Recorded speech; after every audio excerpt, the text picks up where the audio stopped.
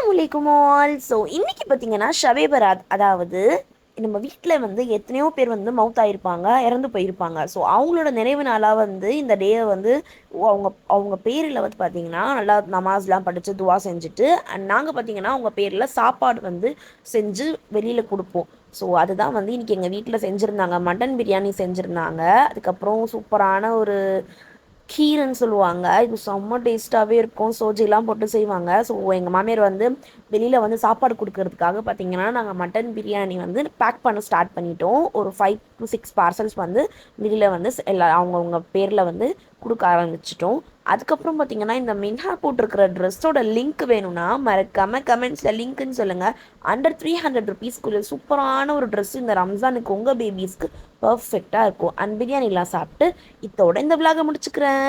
இந்த மாதிரி வீடியோஸ் பார்க்க மறக்காம நம்ம சேனலில் like, share, subscribe and follow பண்ணிக்கோங்க. உங்களுக்கு நோட்டிஃபிகேஷன்ஸ் டக்கு டக்குன்னு வந்துடும். பாய்.